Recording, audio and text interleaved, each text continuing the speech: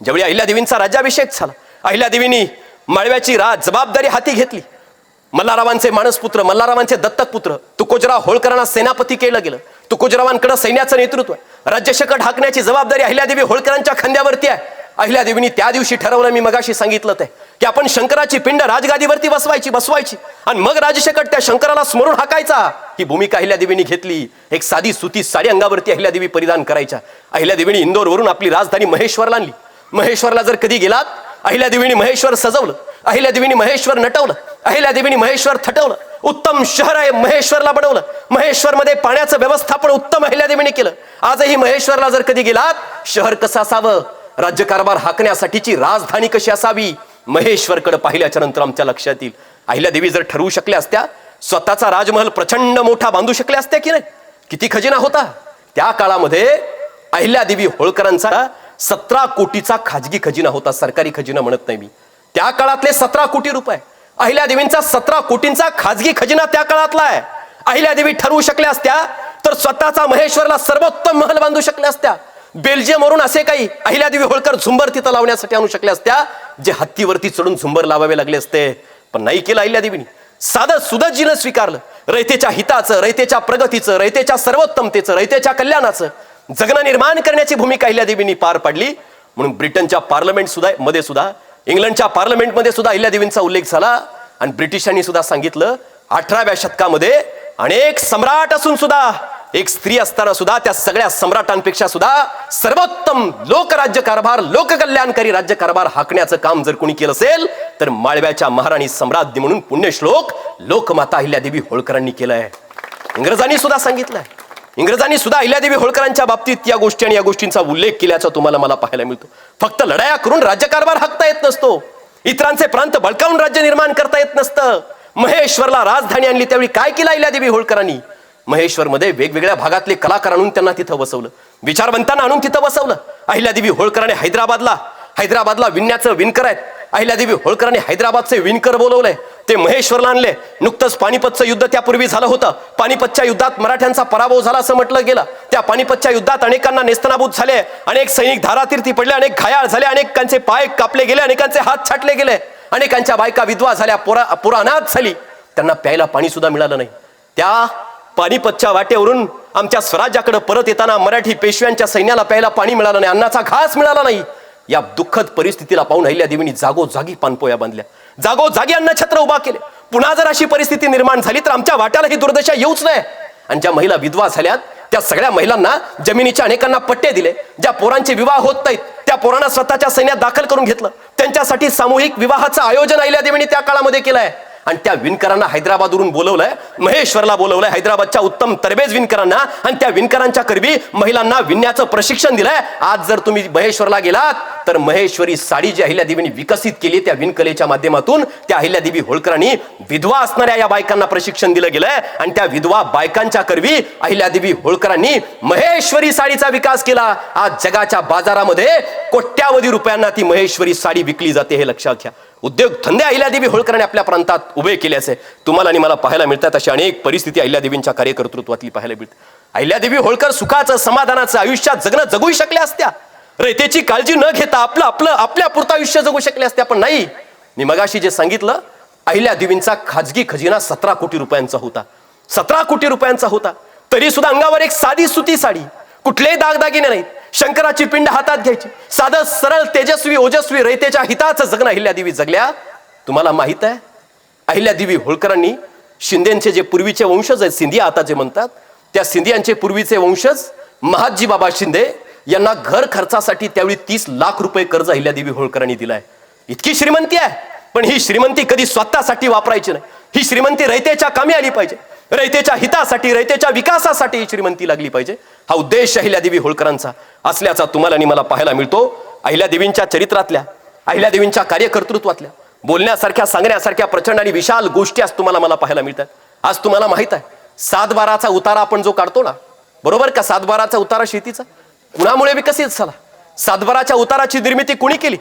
अहिल्यादेवी होळकरांनी आपल्या राज्यामध्ये तत्कालीन परिस्थितीत अहिल्यादेवी होळकरांनी पर्यावरणाच्या प्रती, झाडं संवर्धनाच्या प्रती, पर्यावरण उत्तम कसं असावं, आज आपण पर्यावरणाची काळजी किती घेतो हा प्रश्न आहे. पण अहिल्यादेवी होळकरांनी त्या परिस्थितीमध्ये अहिल्यादेवी होळकरांनी त्या परिस्थितीमध्ये पर्यावरणाची काळजी घेतल्याचं तुम्हाला आणि मला पाहायला मिळतं. आज रस्ते बांधताना, आज मोठमोठ्या इमारती उभा करताना सर्रास आम्ही झाडं कापून टाकतो आणि मग उन्हाळ्याच्या दिवसातली उन्हाळ्याची तीव्रता आम्ही पाहतो. पाऊस पडत नाही, दुष्काळी परिस्थिती निर्माण होते. पण आपल्या राज्यात त्यावेळी अशी परिस्थिती निर्माण होऊ नये यासाठी अहिल्यादेवी होळकरांनी आपल्या राज्यात एक निर्णय घेतलाय. काय निर्णय आहे? अहिल्यादेवीने आपल्या राज्यात सांगितलं, प्रत्येक माणसानं आपल्या घराच्या समोर जी जागा आहे त्या जागेमध्ये 12 झाडं लावायची. आपल्या घराच्या समोर जी जागा आहे त्या जागेत 12 झाडं लावायची. ती झाडं कुठली आहेत? अहिल्यादेवी होळकरांनी सांगितलं, प्रत्येक आपल्या राज्यातल्या माणसानं आपल्या घराच्या समोर 12 फळांची झाडं लावायची आणि त्या फळांच्या झाडांमधल्या 7 फळ झाडांना जे उत्पादन येईल, 7 फळ झाडांना जे उत्पन्न येईल ते उत्पन्न स्वतःसाठी वापरायचं आणि उरलेलं जे 5 झाडांचं उत्पन्न असेल त्या उत्पन्नाचा सगळं उत्पादन आपण आपल्या राज्य दरबारात, राजकारभारात, राज्यात दाखल करायचं. यातून राज्याचाही फायदा होईल, राज्य कारभाराचा, राज्य शासनाचाही फायदा होईल आणि यातून रयतेचाही फायदा होईल, तुमच्यातही सुधारणा होईल. हा उत्तम अशा स्वरूपाचा उपक्रम अहिल्यादेवी होळकरांनी राबवला आणि त्या झाडांच्या नोंदी घेण्यासाठी एका माणसाची नियुक्ती केली. 12 पैकी 7 झाडाचं उत्पन्न त्या माणसाला मिळायचं. म्हणून 7 आणि 12 या शब्दावरून, या नोंदीवरून पुढे भविष्यामध्ये आमच्या शेतांच्या जमिनींच्या 7-12ची नोंदणी विकसित झाली, हे लक्षात घ्या. याचा अर्थ 7-12 सारखी नोंदणी विकसित करण्यामध्ये पुण्यश्लोक लोकमाता अहिल्यादेवी होळकरांचं योगदान असल्याचं तुम्हाला मला पाहायला मिळतं. आज आम्हाला प्राण्यांचं काही वाटत नाही, पशुपक्ष्यांचं काही वाटत नाही. एखाद्या मुंगीला साखर मिळावी, एखाद्या पक्षाला टिपण्यासाठी धान्य मिळावं, एखाद्या प्राण्याला त्याचा चारा मिळावा आणि माणसाच्या पोटाला अन्न मिळावं. एका मुंगीच्या साखरीपासून एका मुंगीला, लक्षात घ्या, एका मुंगीला साखर मिळावी, पक्ष्यांना त्यांचा टिपण्यासाठीचे दाणे मिळावे, धान्य मिळावं, प्राण्यांना त्यांचा चारा मिळावा आणि माणसांच्या पोटाला अन्न मिळावं. या मुंगीच्या साखरेपासून माणसाच्या पोटच्या अन्नापर्यंतची सगळ्यांची व्यवस्था अहिल्यादेवी होळकरांनी केली.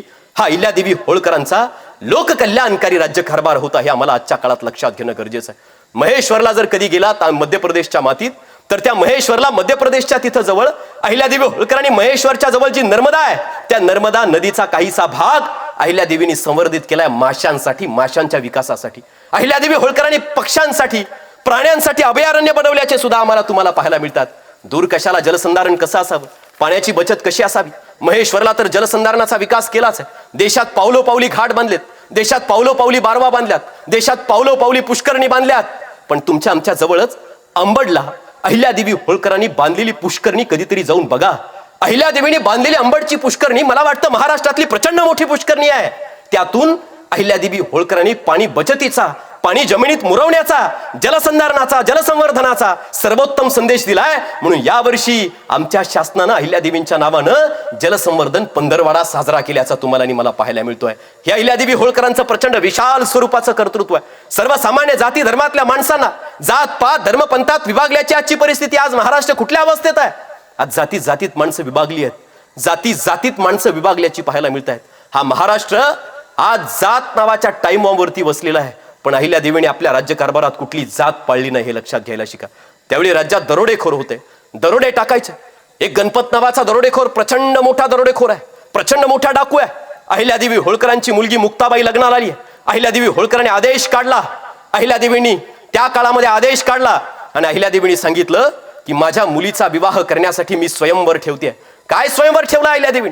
अहिल्यादेवी म्हणाल्या, या राज्यात दहशत निर्माण करणाऱ्या त्या गणपत नावाच्या दरोडेखोराला जो पकडून आणेल त्याच्याशी माझ्या मुक्ताबाई नावाच्या मुलीचं लग्न मी लावून देईल. यशवंत फणसेची जात कोणती याचा विचार केला नाही. यशवंत फणसेनं त्या गणपतला पकडून आणलं, अहिल्यादेवीने त्याच्या जातीचा विचार केला नाही. जातीपेक्षा माणुसकी मोठी असते. स्वतःच्या मुक्ताबाई नावाच्या कन्येचा त्या यशवंत फणसे सोबत अहिल्यादेवी होळकरांनी विवाह लावून दिला. याच्यातून अहिल्यादेवी होळकरांच्या अंतःकरणातली जाती पातीला सोडून समतेची दृष्टी आज तुमच्या आणि माझ्या लक्षात आल्याशिवाय राहत नाही. हेही आम्हाला तुम्हाला आज या कार्यक्रमाच्या निमित्तानं समजून घेणं मला वाटतं गरजेचं आहे. अहिल्यादेवींनी जे दरोडेखोर होते, जे भिल्ल आदिवासी समाजातली, पारधी समाजातली, आदिवासी समाजातली लोक, त्यांच्या पोटासाठी भिल्लांना, आदिवासींना, त्या पारधी समाजातल्या लोकांना चोऱ्या माऱ्या कराव्या लागायच्या. अहिल्यादेवींनी त्या सगळ्यांना एकत्रित बोलवलं, त्यांना कैद केलं, त्यांना शिक्षा दिली. असं अहिल्यादेवींनी केलं नाही. अहिल्यादेवींनी त्या सगळ्यांना एकत्रित बोलावलं आणि त्या लोकांना सांगितलं, तुम्ही चोऱ्या करता, तुमच्या पोटासाठी करता, पण एक काम करा, रस्त्यानं जाणाऱ्या येणाऱ्या वाटाड्याची चोरमारी वाटमारी करण्यापेक्षा, रस्त्यानं येणाऱ्या जाणाऱ्या वाटमाऱ्याला दरडावण्यापेक्षा, त्याचा पैसा अडका हिसकावून घेण्यापेक्षा तुम्ही एक काम करा, तुम्हाला मी उत्तमतेनं एक पत्र देते किंवा मी राज्यकारभाराचा आदेशच काढते आणि त्या आदेशाच्या अनुसार तुम्ही रस्त्यावरती येणाऱ्या जाणाऱ्या वाटाड्यांकडून रस्त्याचा टॅक्स अर्थात कर वसूल करायचा. आता रस्त्यावरती जसे रस्ता बांधल्यानंतर टोलनाके असतात, मी तो घाट बांधून देईल, मी तो रस्ता बनवून देईल, त्या रस्त्यावर तुम्ही कर वसूल करायचा. आता जसे टोलनाके तसे कर वसुलीचे अहिल्यादेवी होळकरांनी तशा वसुली संस्था उभा केल्या. अहिल्यादेवीने ती योजना, ती व्यवस्था या चोऱ्या माऱ्या दरोडे करणाऱ्या भिल्ल समाजातल्या, आदिवासी समाजातल्या लोकांकडे दिल्या आणि त्या लोकांच्या करवी अहिल्यादेवींनी कर वसूल केला. करातला 75% हिस्सा त्यांना त्यांच्या घर खर्चासाठी, त्यांच्या उद्योगासाठी, त्यांच्या स्वतःसाठी वापरायचा. 25% हिस्सा राज्यकारभारात दाखल करायचा. याला भिल्लारी योजना म्हणतात. भिल्लारी योजना याचा अर्थ रस्ते बांधून कर वसुलीची उत्तम योजना अहिल्यादेवी होळकरांनी निर्माण केल्याची तुम्हाला आणि मला पाहायला मिळते. त्या भिल्ल जातीतली लोक चोऱ्या माऱ्या दरोडे करतायत. त्यांना लढण्याचं प्रशिक्षण दिलं, त्यांची एक पलटण निर्माण केली आणि त्यांची पलटण सैन्यात दाखल केली. अहिल्यादेवींचं हेच अनुकरण, हीच कॉपी पुढे इंग्रजांनी केली. इंग्रजांनी सुद्धा अहिल्यादेवी होळकरांच्या सारखी एक भिल्ल पलटण उभा केल्याची तुम्हाला आणि मला पाहायला मिळते. हे लक्षात घ्या. किती दूरदृष्टी आहे, काय विशाल कार्य तुम्हाला आणि मला अहिल्यादेवी होळकरांचं पाहायला मिळतं. जर कुणी हुंडा त्या काळात देत असेल, जर कुणी हुंडा घेत असेल, हुंडा देण्यामध्ये हुंडा घेण्यामध्ये जर कुणी दलाल असेल, या तिन्ही बाजूच्या लोकांना कैद करून त्यांच्याकडून त्या हुंड्याच्या रकमेची रक्कम वसूल करण्याची शिक्षा अहिल्यादेवी होळकर देत होत्या. याचा अर्थ हुंडाबंदी अहिल्यादेवी होळकरांच्या राज्यात तुम्हाला मला पाहायला मिळते. आज अनेकांना प्रश्न पडतो, एक मोठा प्रश्न आज आम्हाला तुम्हाला आणि प्रत्येकाला पडतो की अहिल्यादेवी होळकरांचं राज्य तर माळव्यापुरतच मर्यादित होतं. मग अहिल्यादेवी होळकरांनी काश्मीरला त्यात पासून टोकापासून तिकडे श्रीशैलम पर्यंत, आमच्या परळीच्या वैद्यनाथापर्यंत, त्या सोरटी सोमनाथापर्यंत, त्या काशीपर्यंत, मथुरेपर्यंत, त्या अयोध्येपर्यंत देशाचा एकही कोपरा नाही जिथं अहिल्यादेवींनी मंदिर उभा केली नाही, जिथं अहिल्यादेवी होळकरांनी मंदिराचं पुनरुत्थान केलं नाही, जिथं अहिल्यादेवी होळकरांनी मंदिराचं पुनर्निर्माण केलं नाही, असा एकही कोपरा, एकही भाग या देशाचा नाही. अहिल्यादेवींचं राज्य नसताना सुद्धा तिथं अहिल्यादेवींनी मंदिरं कशी बांधली. अयोध्येत तर मुघलांचं राज्य आहे, इकडे श्रीशैलम हैदराबादच्या भागात तर निजामाचं राज्य आहे. कसं काय अहिल्यादेवी होळकरांनी मंदिर उभा केली आहेत. एक लक्षात घ्या, अहिल्यादेवी होळकरांनी या देशात कुणाचंही राज्य असो, अहिल्यादेवी होळकरांनी रयतेच्या काळजात घर केलं होतं. रयत अहिल्यादेवींना त्यावेळी मातोश्री म्हणायची. आईचा दर्जा रयत त्यावेळी अहिल्यादेवी होळकरांना देत होती. हे लक्षात घ्या. सर्वसामान्य प्रजा, या देशातली माणसं अहिल्यादेवींचं काम बघून अहिल्यादेवींना मातेचा अर्थात आईचा दर्जा देत होती. एकदा हैदराबादवरून 4-5 माणसं अहिल्यादेवींच्या दरबारात आली. निजामाच्या मातीतली, आमच्या भागातली, हैदराबादच्या मातीतली, दक्षिण भारतातली 4-5 माणसं अहिल्यादेवींच्या भेटीसाठी अहिल्यादेवींच्या दरबारात आली आणि अहिल्यादेवींच्या जवळ आली आणि अहिल्यादेवींना विनवणी केली. ती माणसं अहिल्यादेवींना म्हणतायत की मातोश्री, तुम्ही पावलोपावलीची उद्ध्वस्त झालेली, पावलोपावलीची पडझडीला आलेली मंदिर उभा करता, देवालय उभा करता, देवालयांचं पुनर्निर्माण करता. मातोश्री, तुम्ही एक काम कराल का? आमच्या हैदराबादच्या निजामाच्या शासनामध्ये, आमच्या निजामाच्या हैदराबादच्या मातीमध्ये एक हिंदू देवालय जीर्ण अवस्थेत आहे, त्या मंदिराचा उद्धार तुम्ही कराल का? तेवढं देवालय बांधण्यासाठी आम्हाला सहकार्य कराल का? अहिल्यादेवींनी क्षणाचाही विचार केला नाही. अहिल्यादेवींनी काहीसे पैसे आपल्या तिजोरीतून काढले आणि ती तिजोरी म्हणजे सरकारची नाही. अहिल्यादेवींनी या देशात जी जी मंदिर उभा केली, जे जे घाट बांधले, अहिल्यादेवींनी ज्या बारवा बांधल्या, पुष्करण्या बांधल्या, जी जी कामं केली, ती सरकारी खजिन्यातून केली नाहीत, स्वतःच्या खाजगी खजिन्यातून केली. अहिल्यादेवींनी स्वतःच्या खाजगी खजिन्यातले पैसे काढले, त्या हैदराबादहून आलेल्या 4-5 माणसांच्या हातात दिले आणि त्यांच्यासोबत एक पत्र दिलं. ते पत्र निजामाला लिहिलं आणि निजामाला अहिल्यादेवी होळकरांनी पत्र लिहिलं. निजामाला सांगितलं, या 4-5 माणसांच्या सोबत मी काहीसे पैसे पाठवते. ही माणसं सांगतायत तिथल्या तेवढ्या मंदिराचा जीर्णोद्धार, तेवढ्या मंदिराचा उद्धार करून घ्या, माझी विनंती असेल. निजामानं पत्र वाचलं आणि हैदराबादच्या निजामानं क्षणाचाही विचार न करता लोकमाता पुण्यश्लोक अहिल्यादेवी होळकरांना प्रतिपत्र पाठवलं आणि त्या प्रतिपत्रात हैदराबादच्या निजामानं लिहिलं की लोकमाता अहिल्यादेवी, तुम्ही पैसे पाठवण्याची काहीच गरज नाही. निजामानं लिहिलं की अहिल्यादेवी, तुम्ही आमच्या अहिल्यादेवींना निजाम असं लिहितो की अहिल्यादेवी, आप तो हमारी बडी आपा हो, तुम्ही आमच्या मोठ्या बहिणीसारख्या आम्हाला वंदनीय आहात, पैसे पाठवण्याची गरज नाही, तुमचा आदेश आहे.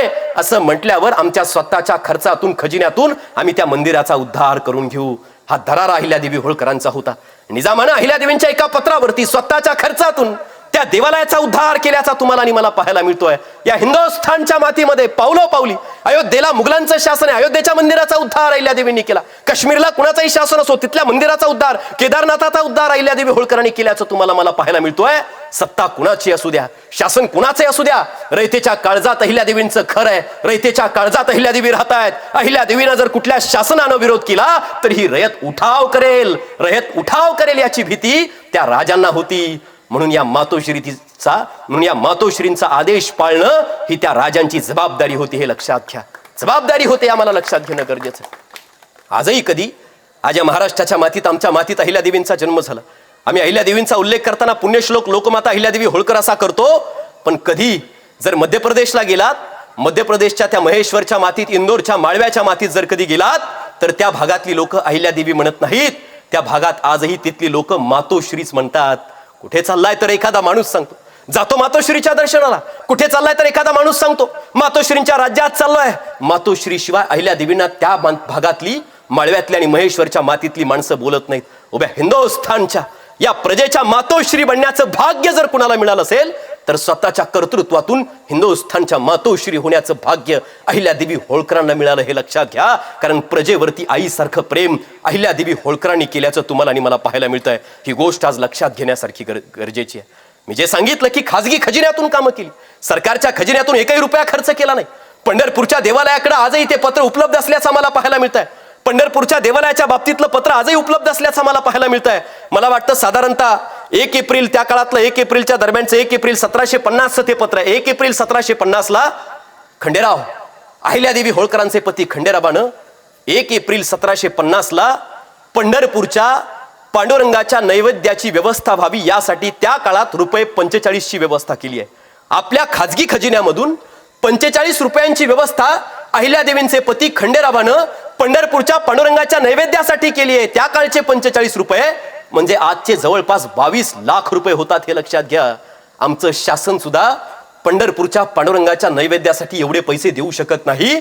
तेवढे पैसे त्या काळामध्ये माझ्या लोकमाता अहिल्यादेवी होळकरांच्या परिवाराच्या खाजगी खजिन्यातून दिले गेलेत, हे लक्षात घेणं गरजेचं आहे. काय दातृत्व आहे, अफाट दातृत्व या परिवाराकडे, या होळकर परिवाराकडे असल्याचं तुम्हाला आणि मला पाहायला मिळतं. ही बाब आज तुम्ही, मी आणि प्रत्येकानं मला वाटतं समजून घेणं आजच्या काळात सगळ्यात जास्त गरजेचे, हे लक्षात घ्या. सांगण्यासारख्या अनेक गोष्टी आहेत. रघुनाथराव पेशवे ज्या अहिल्यादेवींच्या वरती चालून आले होते, कसं कर्तृत्व होतं अहिल्यादेवींचं. रघुनाथराव पेशवे ज्या अहिल्यादेवींवर चालून एकेकाळी आले होते, त्यांच्या पत्नी आनंदीबाई, त्या आनंदीबाई पूर्वपीठिका आहे, पूर्वीचा इतिहास आहे. त्या आनंदीबाई एके दिवशी म्हणतात आपल्या दासीला, त्या अहिल्याचं खूप नाव ऐकत्या, लोकमाता अहिल्यादेवी म्हणून, मातोश्री म्हणून सगळ्या देशभर ज्यांचा नावलौकिक आहे. कोण आहेत त्या अशा? खूप लढतात का उत्तमतेनं? काय येतं त्यांना? खूप सुंदर आहेत का? त्यांनी एक दासी अहिल्यादेवींच्या दरबारात पाठवली. बघून या कशा दिसतात त्या अहिल्यादेवी, काय आहेत त्या अहिल्यादेवी. ती दासी आली आणि ती दासी अहिल्यादेवींना पाहून परत फिरली, आनंदीबाईंच्याकडे गेली. आनंदीबाईंनी विचारलं, काय काय माहिती काढली, कशामुळे त्या अहिल्यादेवींचा एवढा नावलौकिक आहे, कशा दिसतात त्या, खूप सुंदर आहेत का? आनंदीबाईंची ती दासी, पेशव्यांची ती दासी त्या आनंदीबाईंना सांगते, त्या अहिल्यादेवी त्यांच्या चेहऱ्यावरचं तेज, त्यांच्या चेहऱ्यावरची तेजपुंजता पाहिल्याबरोबर एखादा माणूस त्यांना पाहिल्याबरोबर साक्षात देवीचं रूप समजून त्यांच्या पायावर लीन झाल्याशिवाय राहत नाही. हे तेज त्यांच्याकडे आहे. राहतात कशा? साधी सुती साडी, अंगावर अधिकचे दागदागिने काही नाही, साधं सरळ जगणं आहे. पण त्यांच्या पायावर लीन व्हावं लागतं. असं कर्तृत्व त्या लोकमातेचं होतं. पुण्यश्लोक का म्हटलं अहिल्यादेवींना? कुणी दिली उपाधी? अहिल्यादेवी होळकरांना पुण्यश्लोक ही उपाधी कुणी दिली माहित आहे? अहिल्यादेवी होळकरांना पुण्यश्लोक ही उपाधी त्या परिसरामधल्या, त्या भागातल्या, त्या काळातल्या सगळ्या संत महंतांनी एकत्रित येऊन अहिल्यादेवींना पुण्यश्लोक ही उपाधी दिली, हे लक्षात घेणं गरजेचं आहे. सगळ्या संत महंतांनी एकत्रित येऊन पुण्यश्लोक ही उपाधी अहिल्यादेवी होळकरांना दिली आहे. त्या भागातले संत त्या काळात असं म्हणायचे, अहिल्यादेवींचं नाव घेतल्याबरोबर, अहिल्यादेवींचं पुण्यकर्म, अहिल्यादेवींचं कार्य पाहून, अहिल्यादेवींचं नाव घेतल्याबरोबर 4 वेद, 18 पुराण आणि कित्येक अरण्य ग्रंथांचं वाचन केल्याचं पुण्य आपल्याला लागतं. हे कर्तृत्व अहिल्यादेवी होळकरांचं होतं, हे लक्षात. हे कार्य अहिल्यादेवी होळकरांचं होतं.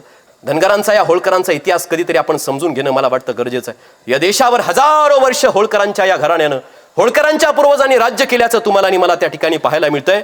ही बाब कधीतरी आपण प्रत्येकानं मला वाटतं लक्षात घेणं, मला वाटतं या कार्यक्रमाच्या निमित्तानं समजून घेणं गरजेचं आहे. अहिल्यादेवी होळकरांनी किती त्याग केला या मातीसाठी, या हिंदुस्थानच्या सार्वभौमत्वासाठी, या हिंदुस्थानच्या मातीच्या उद्धारासाठी.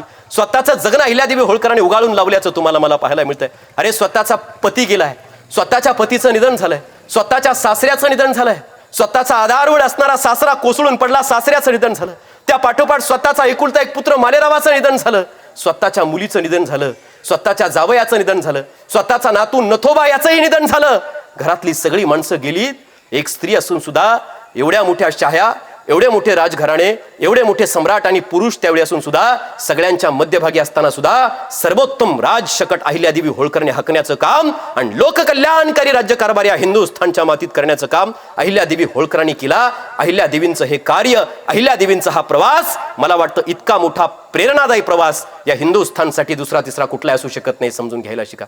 मी सांगत होतो या देशाच्या मातीवर अनेक वर्ष होळकरांनी राज्य केलं, अनेक वर्ष धनगर समुदायाच्या लोकांनी राज्य केल्याचं राजे रजवाड्याने आम्हाला पाहायला मिळतंय. भारताची संसद ज्या जागेवरती उभा आहे ती जागा देण्याचं काम तुकोजीराव होळकरांनी केल्याचं तुम्हाला मला पाहायला मिळतं. या देशाची संसद जिथून चालते ती जागा होळकरांच्या मालकीची असल्याचं आम्हाला पाहायला मिळतं. पुण्याला जर कधी गेलात, फर्ग्युसन कॉलेज पुण्यातलं सर्वोत्तम कॉलेज आहे. या फर्ग्युसन कॉलेजची जागा कोणी दिली? तुकोजीराव होळकरांनी फर्ग्युसन कॉलेजची जागा दिली. महाराष्ट्रात आणि या देशात रेल्वे उभा राहिल्या, रेल्वेसाठी इंग्रजांना जागा कोणी दिल्या? होळकरांनी रेल्वेसाठी इंग्रजांना जागा दिल्याच्या तुम्हाला मला पाहायला मिळत आहेत. अहिल्यादेवींच्या जाण्यानंतर होळकरशाही कोसळली नाही. अहिल्यादेवींच्या जाण्यानंतर तुकोजीराव होळकरांनी लढत या भगव्या जरीपटक्याची अस्मिता अबाधित राखण्यासाठी तुकोजीराव होळकर लढत राहिले. तुकोजीराव होळकरांच्या नंतर सुद्धा यशवंतराव होळकरांनी इंग्रजांना पाणी पाजण्याचं काम केलं. यशवंतराव होळकरांनी पेशव्यांना सांगितलं इंग्रजांना शरण जाऊ नका. पेशवे 1802 इंग्रजांना वसईचा तह केला आणि पेशवे इंग्रजांना शरण गेले. यशवंतराव होळकर चिडले, इंग्रजांना जर पेशवे शरण गेले, मराठी सत्ता इंग्रजांच्या हातात दिली, हा हिंदुस्थान इंग्रजांच्या ताब्यात जाईल, इंग्रज आमच्यावर राज्य करतील. यशवंतराव होळकरांनी हाती तलवार घेतली, शनिवार वाड्यावर ताबा मिळवला. पुढे 15 वर्ष शनिवार वाड्यावरून सत्ता चालवण्याचं काम यशवंतराव होळकर करत होते. 15 वर्ष यशवंतरावांनी शनिवार वाड्यावरून सत्ता चालवली. यशवंतरावांनी पेशव्यांना पिटाळून लावलं. इंग्रजांच्या सोबत अनेक लढाया केल्या. आजही इंग्रज मँचेस्टरच्या युनिव्हर्सिटीमध्ये यशवंतराव इतके द्वेषानं, इतके जोशानं, इतक्या वेगळ्या पद्धतीनं कसे लढले, यशवंतराव होळकरांच्या त्या लढायांचा अभ्यास आजही इंग्रज करतात. त्यांच्या बुद्धीला प्रश्न पडतो, एकटा यशवंतराव होळकर इतक्या ताकदीनं एकटे यशवंतराव होळकर कसे लढू शकतात? काय कसं या एकट्या यशवंतराव होळकरांचं? आजही इंग्रज अवाक होतात यशवंतरावांचं ते कर्तव्य बघून. यशवंतराव होळकरांनी या देशामध्ये जाटांना पत्र लिहिलं, शिखांना लिहिलं, मुस्लिमांना लिहिलं, सगळ्यांना पत्र लिहिलं आणि सांगितलं या इंग्रजांना शरण जाऊ नका, आपण एकत्र येऊ, हवं तर तुम्ही राजे बना, पण इंग्रजांना या देशातून पिटाळून लावू. कुणी यशवंतराव होळकरांच्या सोबत आलं नाही. यशवंतरावांना जर साथ दिली असती तर आमच्या देशावर इंग्रजांचं कधीच राज्य आलं नसतं, हे लक्षात घ्या. भीमाबाई नावाच्या होळकरांच्या परिवारातल्या 8-9 वर्षाची एखादी स्त्री, 8-9 वर्षाचा एखादा दुसरा मल्हारराव नावाचा तरुण, चिमुकली पोरं माल्कमच्या विरोधात, जॉन माल्कमच्या विरोधात, आजही त्या जॉन माल्कमनं लिहिलंय, माल्कमच्या विरोधात, इंग्रजांच्या विरोधात लढत राहिले. मरेपर्यंत होळकरांनी आपल्या तलवारी खाली टेकवलेल्या नाहीत, हे लक्षात ठेवा. होळकरांचा हा इतिहास आहे. मरेपर्यंत होळकरांनी आपल्या तलवारी खाली टेकवलेल्या नाहीत.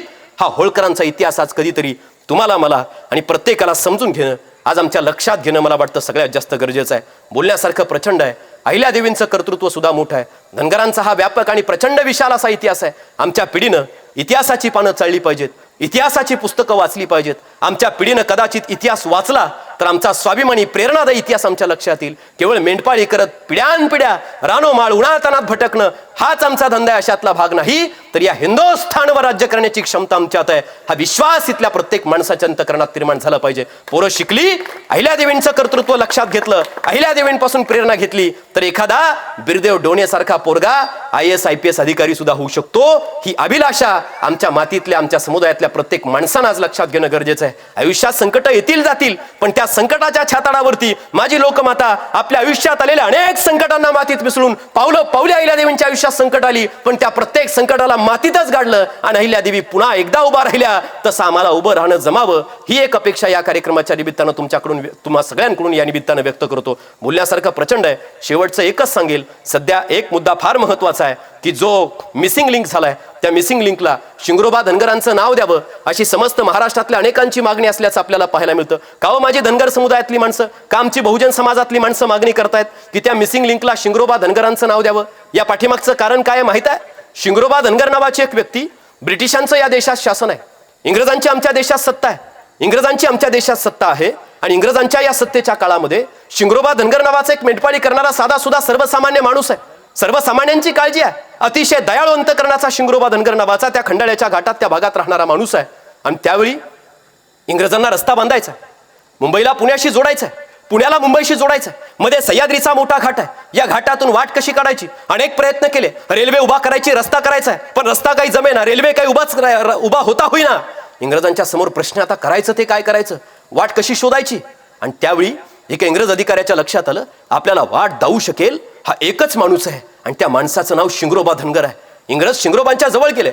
शिंगरोबांना सांगितलं, आम्हाला या मातीतल्या लोकांचा प्रवास सुखकर करायचा, या माणसांना आम्हाला पुण्याला मुंबईशी, मुंबईला पुण्याशी जोडायचं, हा महाराष्ट्र मुंबईशी जोडायचा, आम्हाला वाट शोधायचे. वाट शोधण्यासाठी सहकार्य कराल का? वर्षानुवर्ष ज्या इंग्रजांना त्या खंडाळ्याच्या घाटातून वाट मिळत नव्हती, त्या इंग्रजांना 2 दिवसाच्या आत शिंगरोबा धनगर यांनी 2 दिवसाच्या आत स्वतःचा जीव जोखमीत घालून शिंगरोबा धनगरांनी इंग्रजांना ती वाट दाखवून दिली. इंग्रजांना वाट मिळाली. इंग्रज बेहद खुश झाले. काही अधिकारी शिंगरोबांच्या जवळ आले आणि ते अधिकारी शिंगरोबा धनगरांना म्हणतायत, तुम्ही आमचं पिढ्यानपिढ्या वर्षानुवर्षाचं काम केलंय, सहज तुम्ही जीव जोखमीत घालून आम्हाला वाट दाखवली आहे. आता एक विनंती आहे, सांगा याचं बक्षीस म्हणून तुम्हाला काय देऊ? शिंगरोबा धनगर हवे असते तर मागू शकले असते. शिंगरोबा काही मागू शकले असते, संपत्ती, गाडी, घोडा, पैसे, अडके काही मागू शकले असते.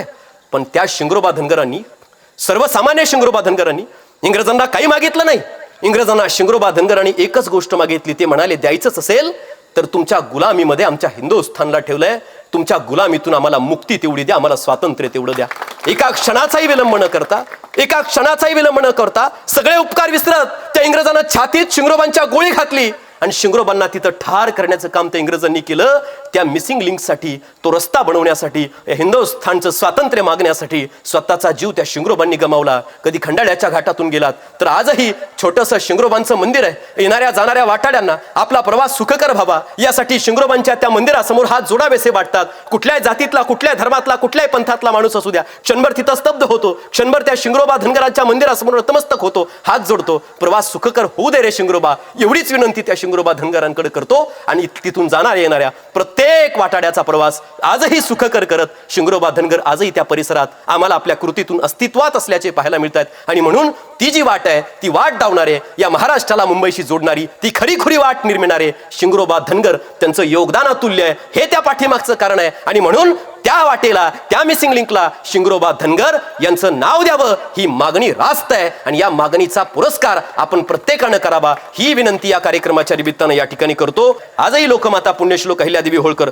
तुमच्या आमच्या अंतःकरणात आम्हाला जिवंत असल्याच्या पाहायला मिळत आहेत. त्यांच्या कृतीतून, त्यांच्या कार्यातून आजही त्या अस्तित्वात असल्याच्या आम्हाला पाहायला मिळत आहेत. त्यांचं हे कर्तव्य आमच्या पुढच्या पिढ्यांपर्यंत जर हस्तांतरित व्हावयाचं असेल तर आता आपण आपल्या लेकरांच्या हातात लाखो रुपयांची मोबाईल फोन देताना त्या जोडीला अहिल्यादेवींच्या कार्यकर्तृत्वाचे, मल्हाररावांच्या कर्तबाची एक 40, 50, 100, 150, 200 पानांची पुस्तकं जर दिली तर आमच्या पिढ्या उन्नत होतील. आमच्या पिढ्या बिरदेव डोणेंच्या प्रवासाच्या दिशेनं जायला लागतील, उत्तम होतील. आमचा समुदाय प्रगतीच्या दिशेनं जाईल आणि ते व्हावं एवढीच एक कामना, एवढीच एक विनंती या कार्यक्रमाच्या निमित्ताने करतो. 18व्या शतकामध्ये सगळे सम्राट, सगळ्या शहाया असून सुद्धा उत्तम आणि सर्वोत्तम लोककारभार करून आजही विश्वाच्या पाठीवर आपल्या लोककारभारातून आपलं नाव रेखाटणाऱ्या त्या पुण्यश्लोक अहिल्यादेवी होळकरांच्या चरणी शतकोटी वंदन करतो.